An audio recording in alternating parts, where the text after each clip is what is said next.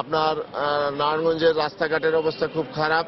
আপনার নারায়ণগঞ্জ শহর একটি ময়লার শহরে পরিণত হয়েছে। এখানে আপনারা সাংবাদিক ভাইয়েরা আপনারা গেলেও দেখবেন যে যেখানে সেখানে ময়লার স্তূপ জমে আছে।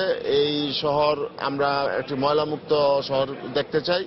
আমরা চাই যানজটপূর্ণ মুক্ত শহর। নারায়ণগঞ্জের মানুষ এক জায়গার থেকে আরেক জায়গায় যেতে অনেক সময় লাগে। সুতরাং আমি এই আপনার ফ্লাইওভার সহ নির্মাণ করে রাস্তাঘাট প্রশস্ত করে এই নারায়ণগঞ্জকে আমি যানজটের শহর থেকে মুক্ত করবো ইনশাল্লাহ, যদি আল্লাহ। রূপল শুনছিলেন, কথা বলছিলেন যে আওয়ামী লীগ মনোনীত বিএনপি মনোনীত প্রার্থী অ্যাডভোকেট সাখাওয়াত হাসান, এবং সাখাওয়াত হাসান যেটি বলছিলেন যে তিনি আসলে বিভিন্ন দিক তুলে ধরে এই মানুষের এই নারায়ণগঞ্জবাসীর, নারায়ণগঞ্জ সিটি কর্পোরেশনবাসীর বিভিন্ন দিক তুলে ধরে তিনি বলছিলেন তিনি কি কি কাজ করবেন বা কি কি প্রতিশ্রুতি নিয়ে তিনি এই যে নারায়ণগঞ্জ সিটি কর্পোরেশনের বাসীর কাছে যাবেন। তো এই মুহূর্তে প্রচারণা ছিল আমার কাছে এখন পর্যন্ত সবশেষ। রূপল, নারায়ণগঞ্জ সিটি কর্পোরেশন নির্বাচনের প্রচারণার খবর জানাচ্ছিলেন সহকর্মী রাশেদ রিমন এবং জানাচ্ছিলেন মাহমুদ রাকিব, এবং দুজন প্রার্থী দেখতে পাচ্ছিলাম যে প্রতিশ্রুতি দিচ্ছেন যে জনগণের জন্য কাজ করার। চলে যাচ্ছে পরের সংবাদে। ঊর্ধ্বতন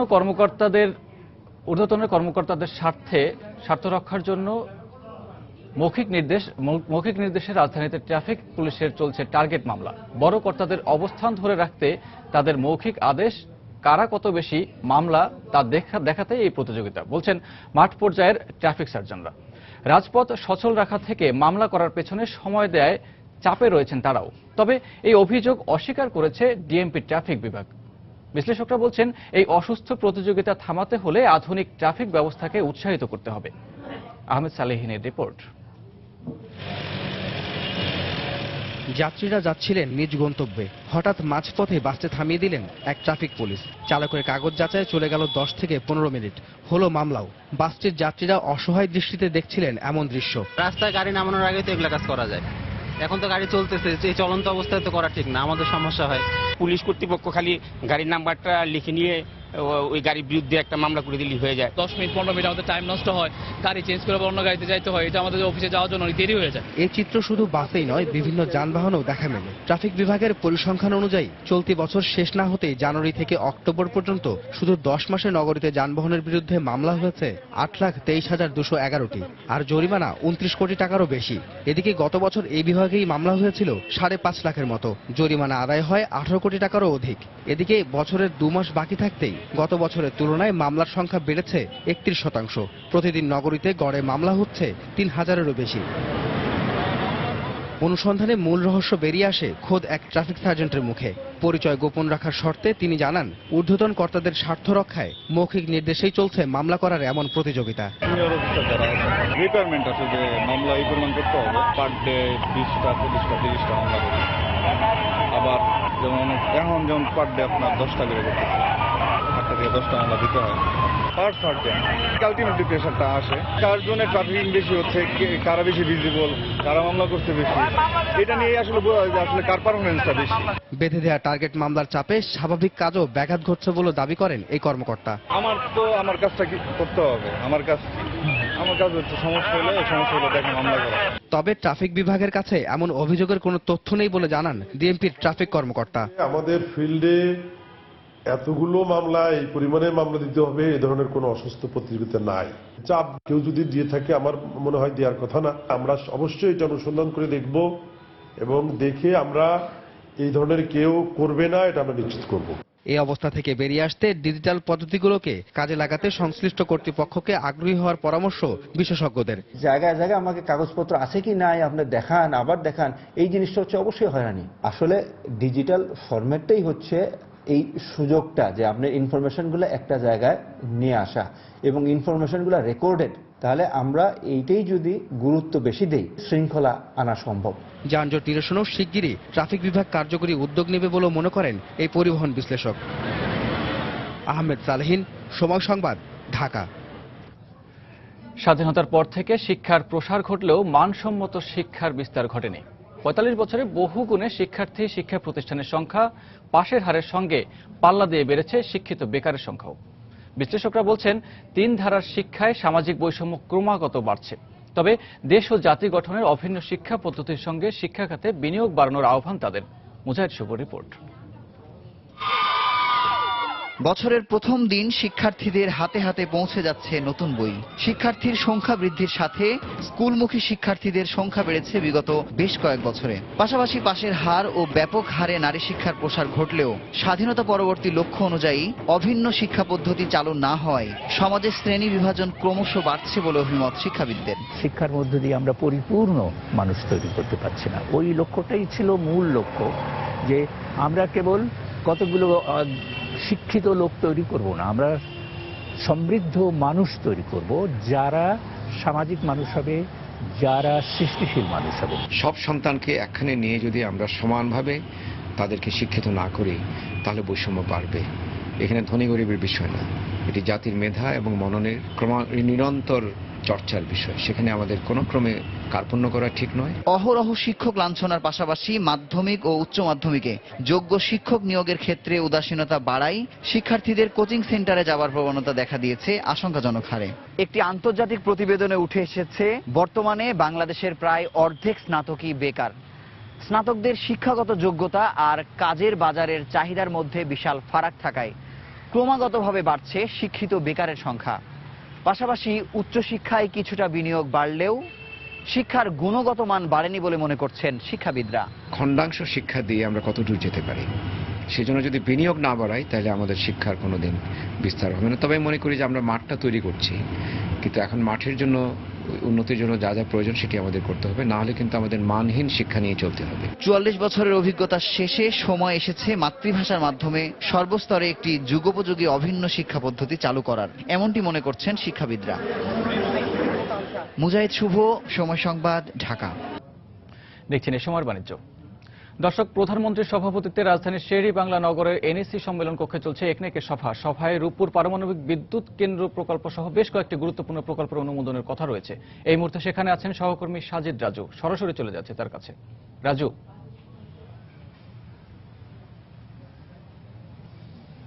রুবল, আপনি জানেন যে আগারগাঁওয়ে এনইসি সম্মেলন কক্ষে প্রধানমন্ত্রীর সভাপতিত্বে এরই মধ্যে একনেকের যে সভা সেটি শুরু হয়েছে। আমরা সেই সভা কাভার করতে এসে দেখেছি যে বেশ কয়েকটি প্রকল্প কিন্তু আজ অনুমোদনের কথা রয়েছে সেই একনেকের বৈঠকে। এর মধ্যে গুরুত্বপূর্ণ বেশ কয়েকটি প্রকল্প আমরা খবর পেয়েছি যেগুলো পাশের অপেক্ষায় আছে, অনুমোদনের অপেক্ষায় আছে। এর মধ্যে প্রধানতম একটি প্রকল্পের কথা আপনাকে জানাই, সেটি হচ্ছে রূপপুর পারমাণবিক বিদ্যুৎ প্রকল্পটি। এটি আপনি জানেন যে সরকারের শীর্ষ যে প্রকল্পগুলো রয়েছে সেই প্রকল্পগুলোর মধ্যে একটি হচ্ছে রূপপুর পারমাণবিক বিদ্যুৎ প্রকল্প। আপনি জানেন যে দেশের শিল্পায়ন মধ্যমায়ের দেশে পরিণত হওয়া এবং বেসরকারি খাতের ব্যাপক যে উন্নয়ন, সেগুলোর জন্য সরকারের যে নীতি, তার মধ্যে বিদ্যুৎ উৎপাদন একটি অন্যতম প্রধান একটি চ্যালেঞ্জ সরকারের জন্য। সেই চ্যালেঞ্জ মোকাবেলা করতেই কিন্তু একটি উচ্চাভিলাষী এবং বড় মাপের একটি প্রকল্প সরকার গ্রহণ করতে যাচ্ছে এবং অনেকদিন ধরেই সেগুলোর আলোচনা চলছে। তো আজকে একনেকের বৈঠকে সেই পারমাণবিক বিদ্যুৎ প্রকল্পটি কিন্তু উঠে এসেছে আলোচনায় এবং সেটি পাশের অপেক্ষায় রয়েছে বা পাশ হতে পারে বলে আমরা বাইরে থেকে অনেকটা জানতে পেরেছি।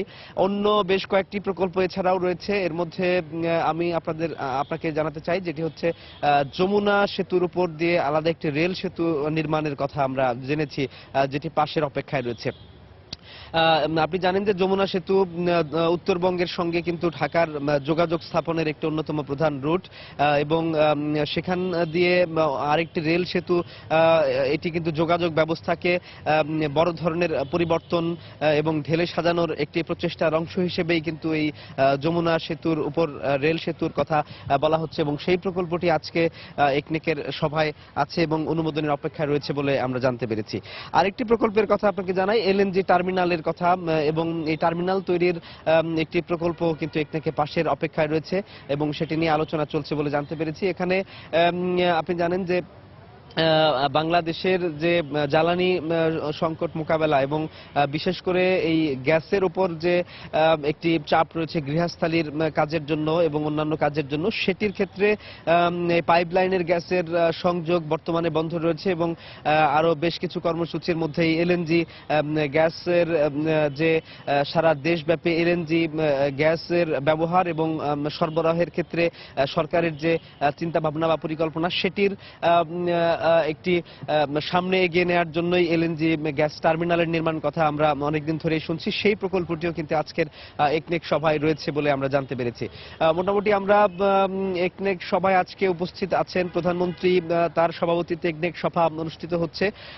পরিকল্পনা মন্ত্রী আহবু মুস্তফা কামাল তিনি একনেক সভা পরবর্তীতে আমাদের ব্রিফ করবেন এবং বিস্তারিত প্রকল্পগুলো সম্পর্কে বিস্তারিত আমাদেরকে জানাবেন যে কোন কোন প্রকল্প সেগুলো নিয়ে আলোচনা হয়েছে, কোনগুলো পাশ হয়েছে এবং কোনগুলো আলোচনা থেকে বাদ দেওয়া হয়েছে, এই সংক্রান্ত বিষয় আমাদের জানানো হয়েছে। পরিকল্পনা প্রতিমন্ত্রী সেখানে রয়েছেন, আমরা রেল মন্ত্রীকে অনুষ্ঠানে থাকতে দেখেছি বৈঠকে, জ্বালানি মন্ত্রী নসরুল হামিদ, শিল্পমন্ত্রী সহ আরো বেশ মন্ত্রিসভার সদস্যরা আজকের এই বৈঠকে রয়েছেন। তো রুবল, এই ছিল মোটামুটি আমার হাতে আজকের একনেক বৈঠকের সর্বশেষ খবর। প্রধানমন্ত্রীর সভাপতিত্বে একনেকের সভা অনুষ্ঠিত হচ্ছে। একনেকের সভায় পরমাণু বিদ্যুৎ কেন্দ্র সহ বেশ কয়েকটি গুরুত্বপূর্ণ প্রকল্প পাশের কথা রয়েছে, যদিও পরবর্তীতে সংবাদ সম্মেলনে সে কথা বিস্তারিত জানা যাবে। মাসের পর মাস মিটার রিড না করে রাজশাহীতে গ্রাহকদের গড়পড়তায় বিল দেওয়ার অভিযোগ উঠেছে বিদ্যুৎ উন্নয়ন বোর্ডের অস্থায়ী কর্মচারীদের বিরুদ্ধে। তবে সীমিত বেতনের কারণে এই অবস্থা সৃষ্টি হয়েছে বলে স্বীকার করেছেন কর্মচারীদের অনেকেই। সংকট উত্তরণে দ্রুত কর্তৃপক্ষের হস্তক্ষেপ কামনা করেছেন সামাজিক সংগঠনের নেতারা। যদিও গ্রাহকদের এই সমস্যা সমাধানে তেমন কোনো মাথা ব্যথা নেই সংশ্লিষ্ট কর্তৃপক্ষের। হাবিবুর রহমান পাপ্পুর তোলা ছবিতে বিস্তারিত সাইফুর রহমান রকির রিপোর্টে। রাজশাহী বিদ্যুৎ উন্নয়ন বোর্ডের অধীনে প্রায় ৩০০ চুক্তিভিত্তিক অস্থায়ী কর্মচারী রয়েছেন, যাদের কাজ মিটার রিডিং ও গ্রাহকদের মাসিক বিল প্রদান করা। জনপ্রতি এরা মাসে সর্বোচ্চ ১.৫ থেকে ২,০০০ মিটার রিডিং করে থাকেন। এই কাজের পারিশ্রমিক হিসেবে মেট্রোপলিটন এলাকায় মিটার প্রতি রিডিং এর জন্য ৩.৫ আর গ্রাহকদের প্রতিটি বিল দেয়া বাবদ কর্মচারীরা পান ২ টাকা ২৫ পয়সা। অবশ্য উপজেলা পর্যায়ে রিডিং এর ক্ষেত্রে ৪ আর বিল প্রদানের জন্য তাদের দেয়া হয় ৩ টাকা। সম্প্রতি এদের বিরুদ্ধে বাসাবাড়ি, শিল্প কলকারখানা ও ব্যবসা প্রতিষ্ঠানে না গিয়ে গড়পড়তা বিল দেওয়ার অভিযোগ উঠেছে। ফলে বাড়তি বিলের বোঝা সইতে হচ্ছে অনেক গ্রাহককে। ১২০০-১৩০০ করে বিল আছে, মা কি বলবে, এরকম দেশের অবস্থা। আর বিলও আছে, দেখে না কি কত রিডিং উঠেছে, যে পরিমাণ পুরাই আমরা তার চাইতে অনেক বেশি। গত মাসে আমাদের বিল আসছে ২২০০ টাকা, এবার আসছে ৪২০০ টাকা। গ্রাহকদের এমন অভিযোগের সত্যতা পাওয়া গেল কয়েকজন কর্মচারীর কণ্ঠে, তবে নানা অজুহাত রয়েছে তাদের। কারেন্ট অফ হয়ে গেল, মিটারগুলো সাদা হয়ে গেল, রিডিংটা আনুমানিক বিল করি, গত মাসে প্রিভিয়াস যে বিলটা দিয়েছি আবার এই প্রেজেন্টে ওই একই বিল দিলাম। এরকম ডিফারেন্সটা হয়, অনেক সময় মিটারের সমস্যা থাকে। এদিকে সমস্যা সমাধানে কর্তৃপক্ষ কার্যকর কোনো উদ্যোগ গ্রহণ না করলে কঠোর আন্দোলনে নামার হুঁশিয়ারি দিয়েছেন সামাজিক সংগঠনের এ নেতা। মিটার যারা দেখে তাদের জন্য না, অনেক সময় ত্রুটি মিটারের কারণে এই বিলটা বেশি চলে আসছে। এইগুলি যদি বন্ধ করা না হয় আন্দোলন সংগ্রামের মাধ্যমে এটা সমাধান হবে। তবে বিষয়টি নিয়ে সাক্ষাৎকার দিতে রাজি না হলেও এমন ঘটনাকে স্বাভাবিক বলে দাবি করেছেন বিদ্যুৎ উন্নয়ন বোর্ডের এই কর্মকর্তা। 1 টাকার বিল দিয়ে আসবে, 1 থেকে 10 পয়সা পাবে। 1 টাকা 10 পয়সার জন্য অনেকে মনে করে দূর অত দূর যাবো, আমি যাবোই না, হতে পারে না। This is the policy of government. আমি কিছু করতে পারি না। জেলায় ১,৭০,০০০ গ্রাহকের প্রতিদিন প্রয়োজন হয় প্রায় ৮০ মেগাওয়াট বিদ্যুৎ। সাইফুর রহমান রকি, সময় সংবাদ, রাজশাহী। ব্যাংক কোম্পানি আইন পরিবর্তনে ব্যাংকার্স অ্যাসোসিয়েশন অব বাংলাদেশ অর্থমন্ত্রীর কাছে যে সুপারিশ করেছে তা বাস্তবায়িত হলে ব্যাংকিং খাতে অস্থিরতা বাড়বে। গতকাল বাংলাদেশ ইনস্টিটিউট অব ব্যাংক ম্যানেজমেন্টের অডিটোরিয়ামে 2 দিনব্যাপী বার্ষিক ব্যাংকিং সম্মেলনের সমাপনী দিনে এই বক্তব্য রাখেন আলোচকরা। সম্মেলনে ব্যাংকিং খাতের চ্যালেঞ্জ মোকাবিলায় প্রস্তাবনা তুলে ধরেন বাংলাদেশ ব্যাংকের সাবেক ডেপুটি গভর্নর খন্দকার ইব্রাহিম খালেদ। এছাড়া গ্রামীণ জনগোষ্ঠীর জীবনমান উন্নয়ন, নারীর ক্ষমতায়ন, মোবাইল ব্যাংকিং সেবা ও টেকসই ব্যাংকিং খাত সৃষ্টির বিভিন্ন প্রস্তাবনা ও মডেল তুলে ধরা হয়।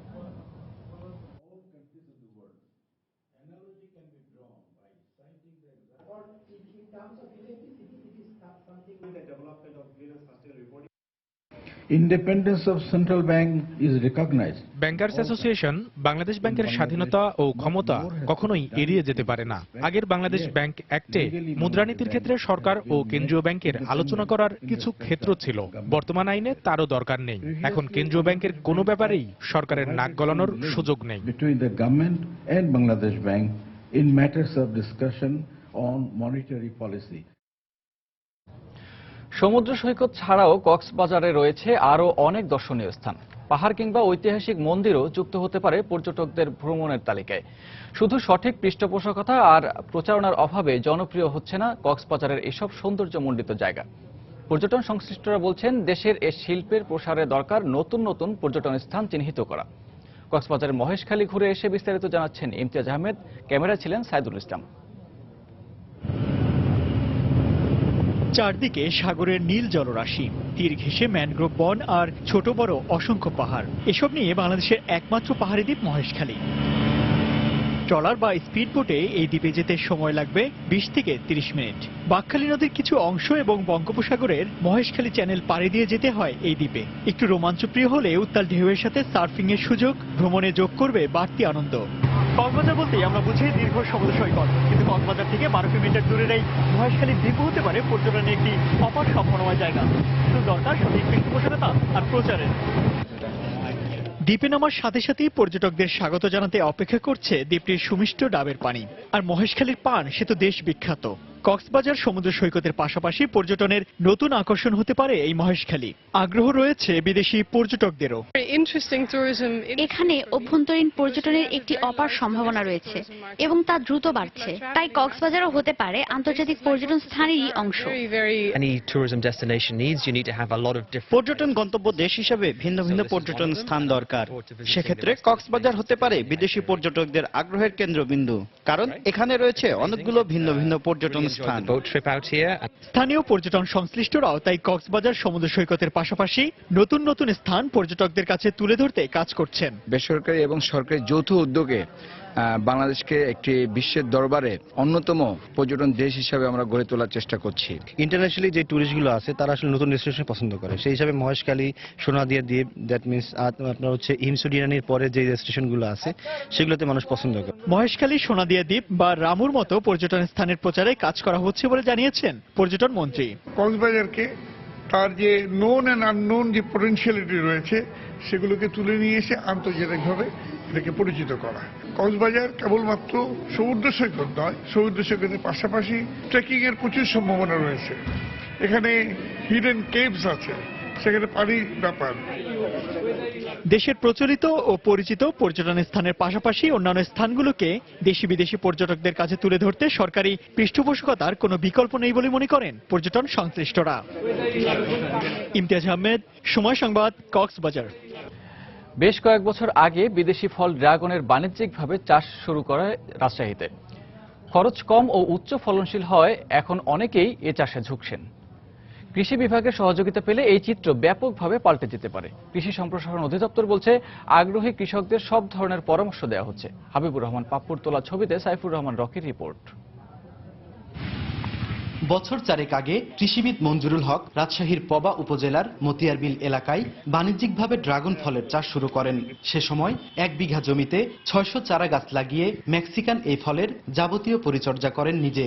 সে বছরই ফল ধরে ক্যাকটাস প্রজাতির এই গাছগুলোতে। এখন প্রতি বছরই বাড়ছে তার বাগানে ড্রাগন ফলের পরিমাণ। বর্তমানে এই ফলের চাহিদা ও দাম দুটোই ভালো বলে জানান তিনি। এই কৃষিবিদের মতে খরা সহিষ্ণু হয় বরেন্দ্র অঞ্চল ড্রাগন ফল চাষের জন্য খুবই উপযোগী। এখন 4 বছরের বাগান, এটা 4 বছরের বাগান থেকে আমরা এবছরে প্রায় 35 মণ ফলন পেয়েছি, যার বাজার মূল্য প্রায় 3.5 লাখ টাকা। এমন সাফল্য দেখে আশেপাশের অনেক কৃষকই সীমিত পরিসরে ড্রাগন ফলের চাষ শুরু করেছেন। লাভের পাল্লা ভারী হওয়ায় খুশি তারাও। অনেকেই ড্রাগন ফলের ব্যাপারে উৎসাহী বা ড্রাগন চারার ব্যাপারেও উৎসাহী। মার্কেটও আপাতত খুব ভালো, খুবই ভালো বলবো, কারণ আমাদের মাল চাওয়া মাত্রই আমরা দিতে পারছি না। তবে ড্রাগন ফল চাষে আগ্রহীদের কেউ কেউ কৃষি বিভাগের সঠিক দিক নির্দেশনা না পাবার অভিযোগ করেছেন। কৃষি অফিসার যদি এসে বুঝাই দেয় তাহলে আমরা ওই ফল করার জন্য উৎসাহী হব। কৃষি অফিসারেরা যদি আমাদেরকে এটার বিষয়ে একটু পরামর্শ দেয় তাহলে আমাদের এটা করে আরো ভালোভাবে সুবিধা হয়। অবশ্য লাভজনক এ ফল চাষে উদ্বুদ্ধ করতে সব ধরনের সহায়তার আশ্বাস দিলেন এ ফল গবেষক। যারা আগ্রহী তারা যদি আমাদের কাছে পরামর্শ নেন বা কৃষি সম্প্রসারণ অধিদপ্তর থেকে পরামর্শ নিয়ে এটি করেন তাহলে নিশ্চিত তারা লাভবান হবেন। রাজশাহীতে 1.5 হেক্টর জমিতে উৎপাদন হচ্ছে 6.5 মেট্রিক টন ড্রাগন ফল। প্রতি কেজি ড্রাগন ফল পাইকারিভাবে 250 ও খুচরা বিক্রি হয় 350 থেকে 400 টাকায়। আর প্রতিটি চারা গাছের মূল্য 50 টাকা হলেও ফলন পাওয়া যাবে টানা 20 বছর। সাইফুর রহমান রকি, সময় সংবাদ, রাজশাহী। বিশ্বের 100টি দেশের মধ্যে বাংলাদেশের ব্র্যান্ড ভ্যালু 44তম।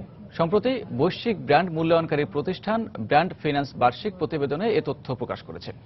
প্রতিবেদন অনুযায়ী চলতি বছর বাংলাদেশের ব্র্যান্ড ভ্যালু বেড়েছে 18%, আর বাংলাদেশের বর্তমান ব্র্যান্ড ভ্যালু $17,000 কোটি। 3টি বিষয়ে ভিত্তিক ব্র্যান্ড ভ্যালু নির্ধারণ করা হয়। এর মধ্যে রয়েছে brand strength index, brand royalty rate ও ব্র্যান্ড রেভিনিউ। গত বছর এ তালিকায় বাংলাদেশের অবস্থান ছিল 47তম।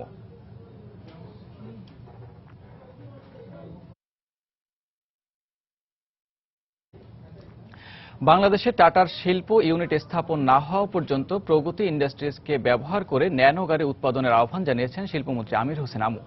বাংলাদেশ টাটার নতুন model private car Genex nano automatic উদ্বোধনী অনুষ্ঠানে এই আহ্বান জানান শিল্পমন্ত্রী। এছাড়া ভবিষ্যতে প্রগতির গাড়ি উৎপাদনের পরিকল্পনা আছে জানিয়ে এ ব্যাপারে টাটা মোটরসকে সহায়তার আহ্বান জানান শিল্পমন্ত্রী। বাংলাদেশে টাটার জ্যানো ন্যানোক্স অটোমেটিকের গাড়ি বাজারজাত করছে নিটল মোটরস। সারা দেশে নিটল মোটরসের বিক্রয় কেন্দ্রে এই গাড়ি পাওয়া যাবে। প্রতিষ্ঠানটির চেয়ারম্যান মাতলুব আহমদ বলেন, জানুয়ারি পর্যন্ত জেনেক্স 8 লাখ টাকা করে বিক্রি করা হবে। অনুষ্ঠানে জেনেক্সের ন্যানো ইন্টারন্যাশনাল বিজনেস হেড প্রতি বছর নতুন প্রযুক্তির গাড়ি বাজারে আনার প্রতিশ্রুতি দেন।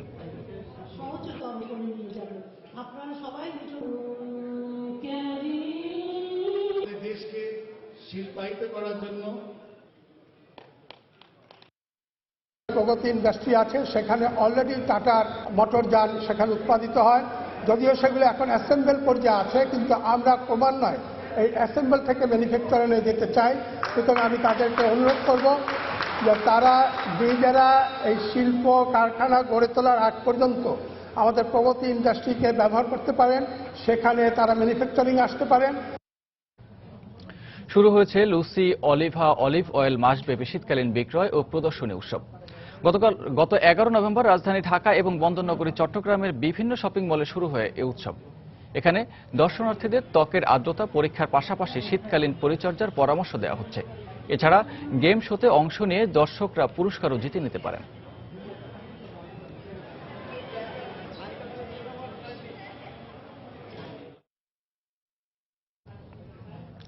যান্ত্রিক ত্রুটির কারণে চালু হওয়ার 5 দিনের মাথায় ফের বন্ধ হয়ে গেছে ব্রাহ্মণবাড়িয়ার আশুগঞ্জ সার কারখানা। গতকাল রাত থেকে বন্ধ রয়েছে কারখানার উৎপাদন। কর্তৃপক্ষ জানায়, কারখানার ব্রেডফিল্ড প্ল্যান্টের বাল্ব এয়ার লাইনের ত্রুটি দেখায় সাময়িকভাবে উৎপাদন বন্ধ রাখা হয়েছে। মেরামত শেষে কারখানা ফের চালু হবে 3 দিন সময় লাগবে। তবে উৎপাদন বন্ধ থাকলেও কারখানার পর্যাপ্ত সার মজুদ রয়েছে বলেও জানায় কর্তৃপক্ষ। দীর্ঘ 7 মাস বন্ধ থাকার পর গত 30 নভেম্বর চালু হয় সার কারখানাটি।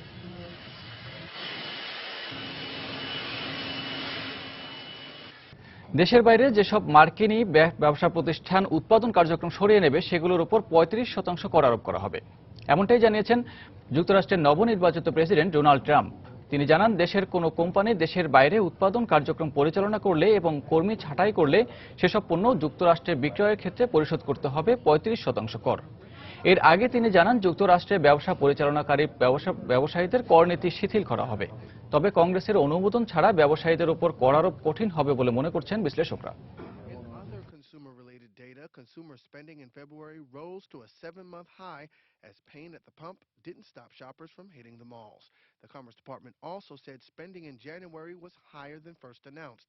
The report suggests consumer spending. চীনে প্রাইভেট পাবলিক পার্টনারশিপ পিপিপির আওতায় গঠন করা তহবিলের 4,300 কোটি ইউয়ানের অর্থ দেশের বিভিন্ন উন্নয়ন প্রকল্পে ব্যয় হবে। সম্প্রতি বিষয়টি নিশ্চিত করেছে চীনের সরকার। 59,000 কোটি ডলারের 164টি উন্নয়ন প্রকল্প বাস্তবায়নে ব্যয় হবে তহবিলের অর্থ। এর মধ্যে রয়েছে জিয়াংশু, জিলিন প্রদেশে এবং মঙ্গোলিয়া জিনজিয়া অঞ্চলের উন্নয়ন প্রকল্পগুলো। প্রকল্পের মধ্যে রয়েছে যোগাযোগ ব্যবস্থা উন্নয়ন, পানির সুষম বন্টন, স্বাস্থ্যসেবা ও সাংস্কৃতিক খাত উন্নয়ন। এর মধ্যে সরকারি ব্যয় কমার পাশাপাশি ব্যক্তি খাতে বিনিয়োগ বাড়বে এবং ব্যবসা চাঙা হবে বলে প্রত্যাশা সংশ্লিষ্টদের।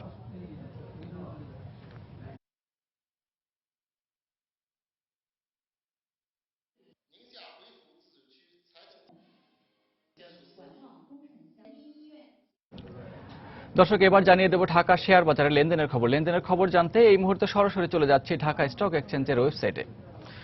ঢাকা স্টক এক্সচেঞ্জের ওয়েবসাইটে সকাল থেকে যে 10:30 থেকে যে লেনদেন শুরু হয়েছে সেই লেনদেনের কার্যক্রম আমরা দেখতে পাচ্ছি এবং দেখতে পাচ্ছি যে ডিএসসি এক্স অর্থাৎ প্রধান সূচকটি এখন অবস্থান করছে 4854 পয়েন্টে এবং ডিএসসি এস অর্থাৎ সরিয়া ভিত্তিক সূচক এই সূচকটি অবস্থান করছে 1154 পয়েন্টে।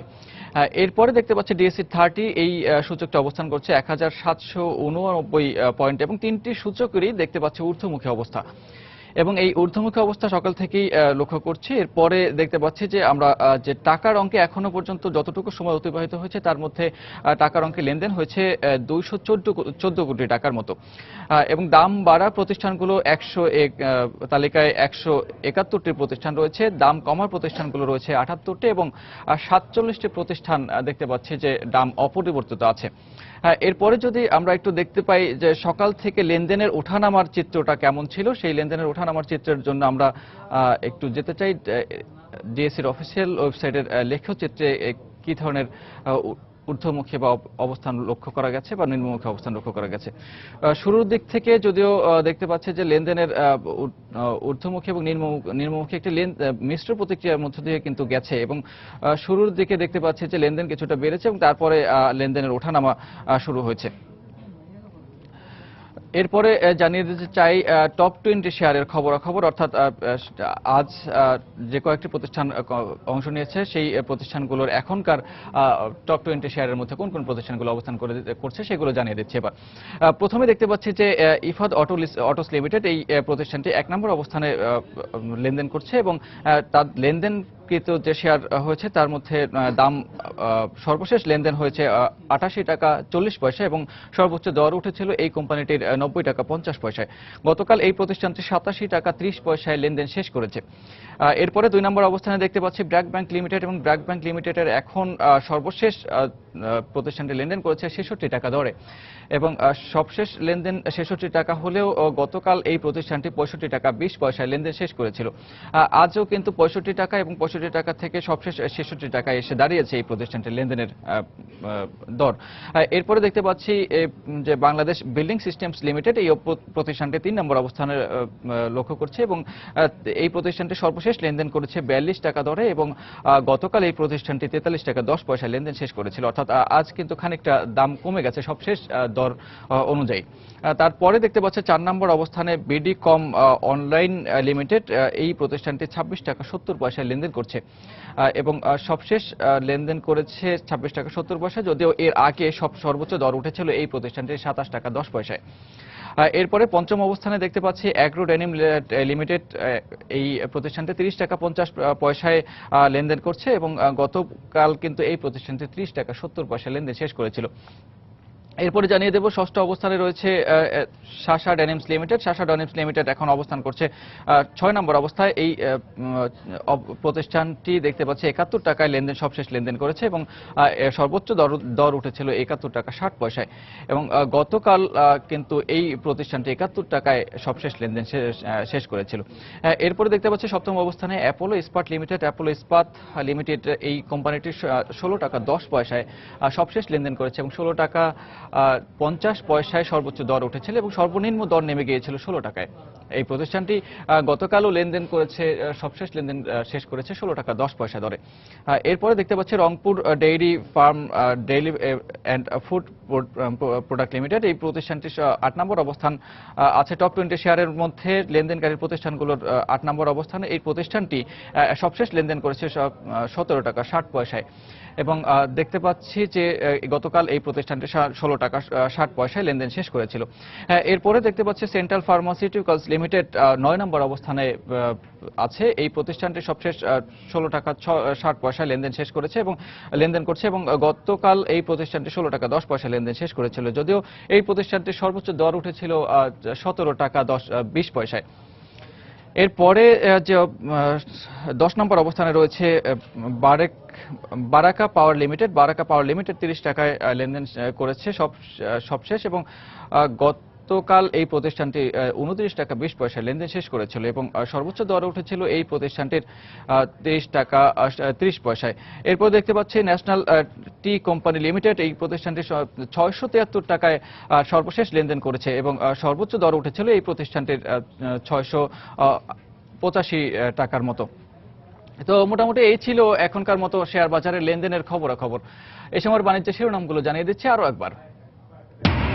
স্বাধীনতার 45 বছরে শিক্ষার্থী ও পাশের হারের সঙ্গে পাল্লা দিয়ে বেড়েছে শিক্ষিত বেকার। অভিন্ন শিক্ষা পদ্ধতি চালু ও বরাদ্দ বাড়ানোর তাগিদ। একনেকের বৈঠকে আলোচ্য সূচিতে রূপপুর পরমাণু বিদ্যুৎ কেন্দ্র সহ বেশ কয়েকটি প্রকল্প অনুমোদন হতে পারে আজ। রাজশাহীতে মিটারের তোয়াক্কা না করে বিদ্যুৎ উন্নয়ন বোর্ডের বিরুদ্ধে গড়পড়তা বিল করার অভিযোগ। বেতন কম হয়, দুর্নীতিতে জড়িয়ে পড়ার কথা স্বীকার কর্মচারীদের। এবং পৃষ্ঠপোষকতা আর প্রচারণার অভাবে জনপ্রিয়তা পাচ্ছে না কক্সবাজারের অন্যান্য দর্শনীয় স্থানগুলো। শিল্পের প্রসারের উদ্যোগ নেওয়ার পরামর্শ। এই ছিল এই সময়ের বাণিজ্যে। যে কোনো খবর পেতে ভিজিট করুন সময়নিউজ.tv আর সঙ্গে থাকুন সময়।